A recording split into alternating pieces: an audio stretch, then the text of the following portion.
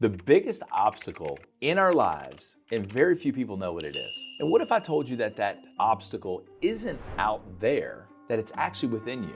There are hidden parts of ourselves that you've buried, denied, maybe even you've noticed are quietly shaping your life.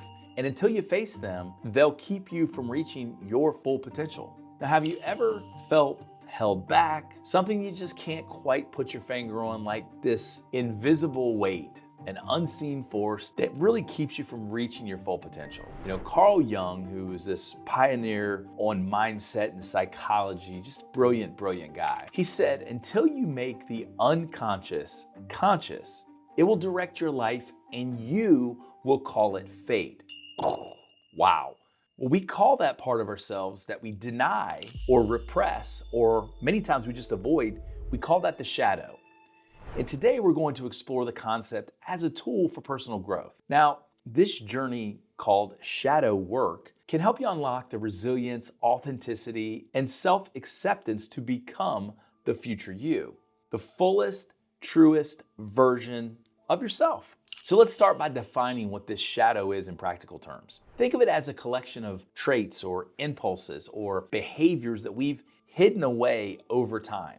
It could be societal expectations, personal beliefs, and our own past experiences. They all influence these parts of our lives. Now, they represent the aspects of ourselves that don't fit our ideal image, the mask or the persona, or others call it the identity that we show the world. And as an example, you've seen pastors or religious leaders that get in trouble doing something only to say and do something else on Sunday mornings, right? They're living in someone else's reality. And that's not an attack on religious leaders. There's a lot of great and honorable ones out there. But it's a switch in the persona. They're one person one day to a group of people, and there's someone else outside of that group. So imagine for a moment that these hidden parts are like these dark corners of a room. Shadow work isn't about getting rid of or banishing those corners. It's about shining a light on top of those and exploring them, integrating them into the essential parts of who we are. Because here's the truth. Every one of us carries a shadow,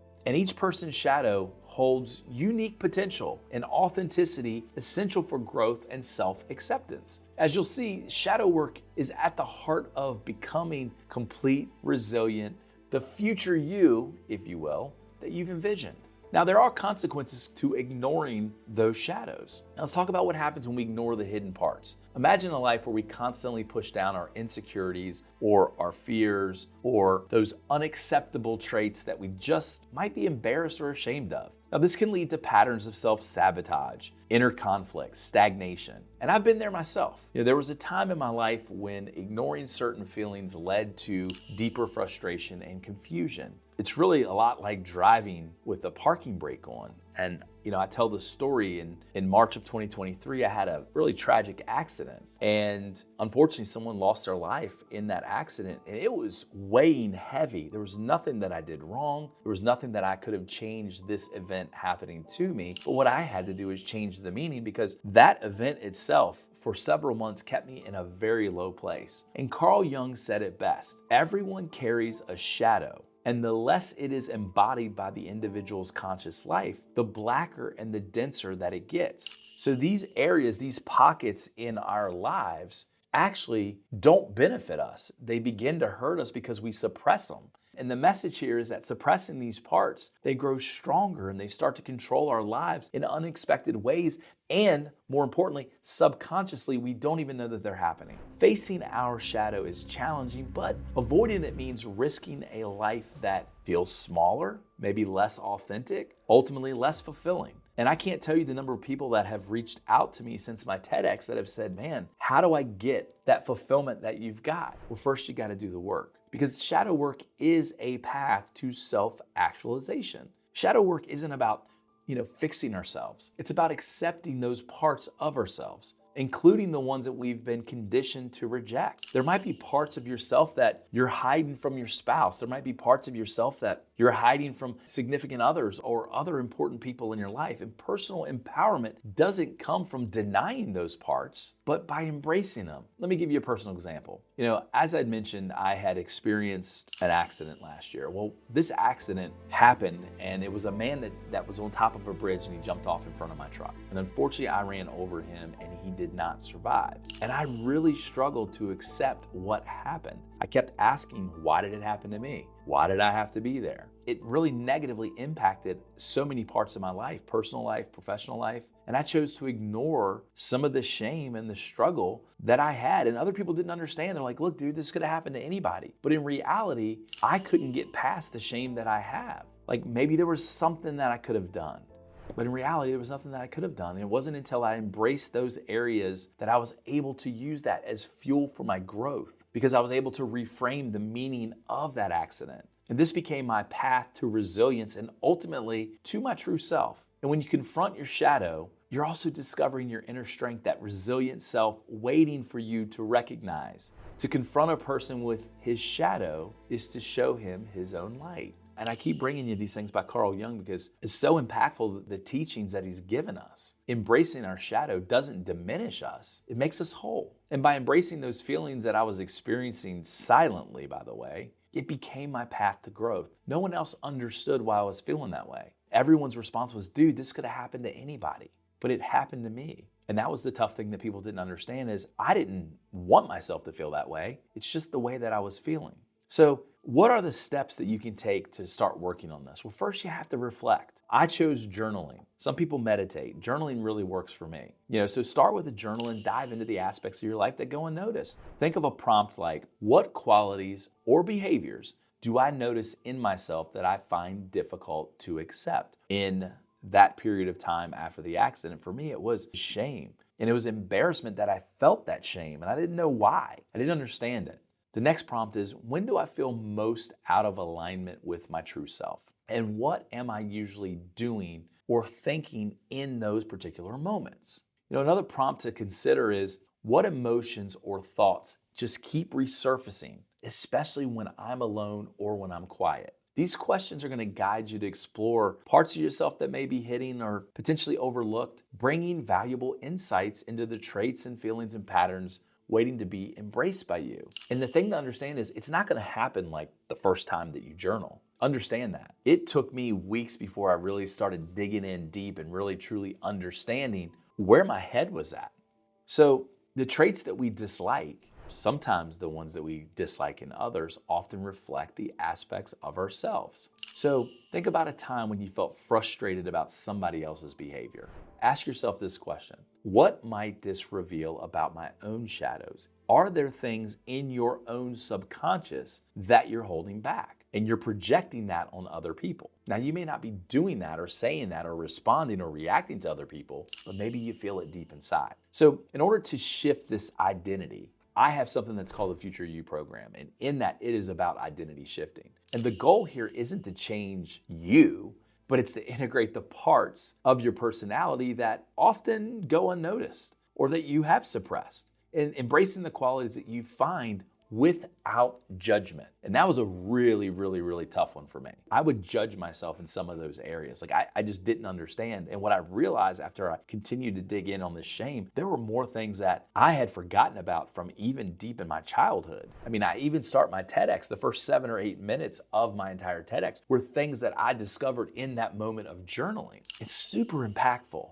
And some of these practices, as you begin to uncover parts of that shadow, you're going to focus on acceptance rather than criticism. Or notice a negative feeling, ask, what can I learn from it? Or how might accepting this part of me really make me stronger? To understand how shadow work really happens, you have to dive into the roots in the analytical psychology. And this is why I really started studying Carl Jung over the last 5 or 6 months to dig into these things, because I wanted to know the things that I did, why I did them, and how they impacted me in such a positive manner, because it was very different. I don't consider myself woo-woo at all. But some of these things that I have been doing certainly have been things that have helped pull me through. And Carl Jung introduced this concept of the shadow as a central part of our psyche. It's this area, central repository, where traits and emotions and impulses that we choose to hide or ignore or even deny. These are aspects that are often shaped by societal norms,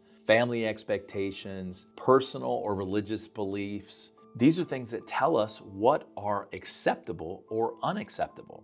So over time, we push these parts of ourselves out of our conscious awareness and into what Carl Jung called the shadow. And he believed that when we suppress these parts of ourselves, that they don't disappear. We think they disappear, but they do reside in our unconscious, and they subtly influence our behavior. They influence our thoughts, our reactions, and the things that we're aware of. For instance, if you suppress anger because you view it as unacceptable, that anger, it may still surface indirectly in other areas of your life, possibly through like passive aggression or self-sabotage. Think about like if you repress something. Let's say you're driving home and somebody cuts you off, and for me that's a trigger, a total road rager, but I don't act on it, but I feel those things. And so what I have found is that by the time I get home, that I am finding areas where I might be in a mood, I might be taking that out on my kids, I might be taking that out on my wife. And these are things that I've had to learn over time that you can't do because it doesn't benefit anyone, and ultimately it still comes out.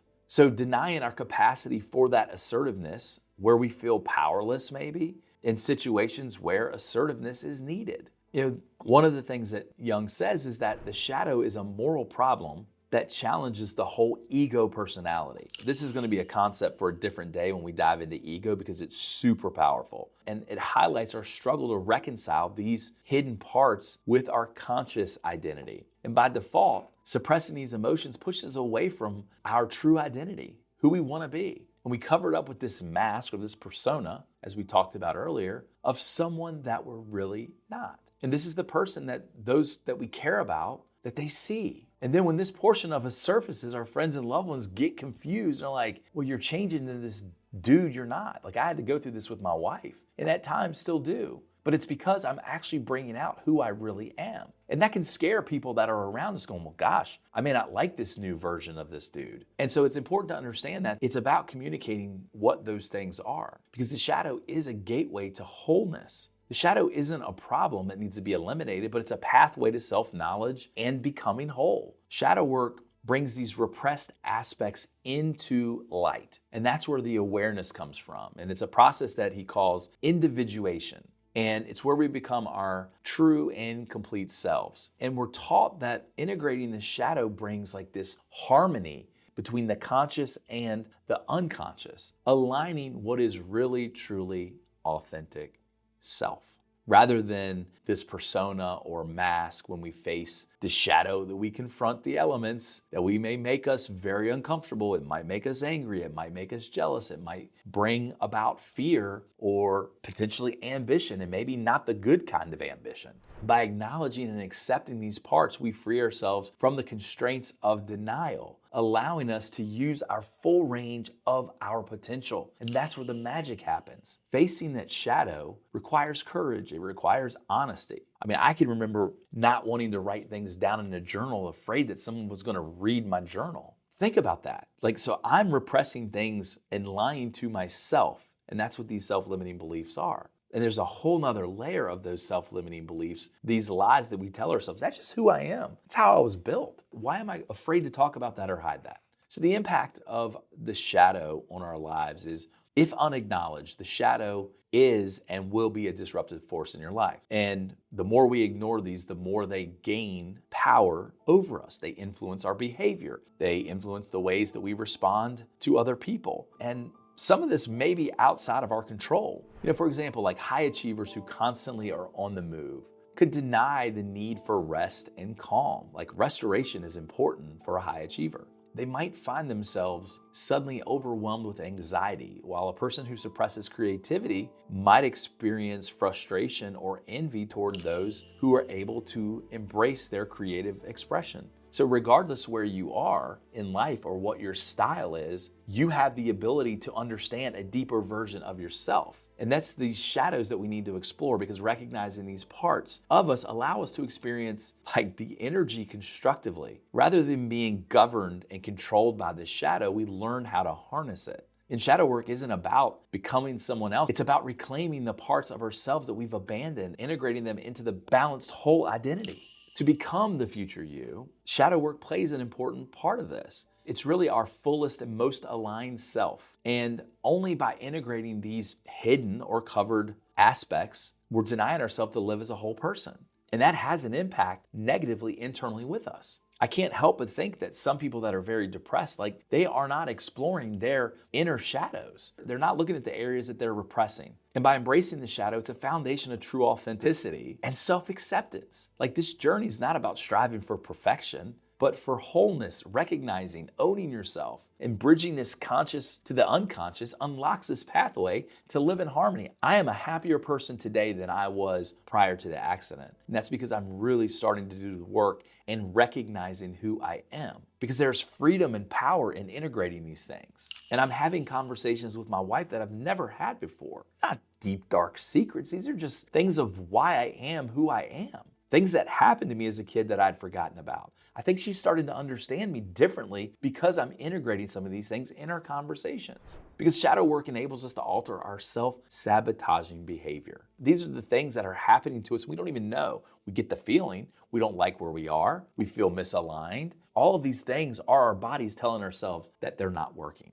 So the journey to wholeness starts now. Every part of you, both the light and the dark, contributes to your growth. So take this step inward. Face the parts of yourself that you've hidden and unlock the resilience and the potential that's waiting for you. Because embracing the light and the dark will help you see how to transform yourself to become the future you.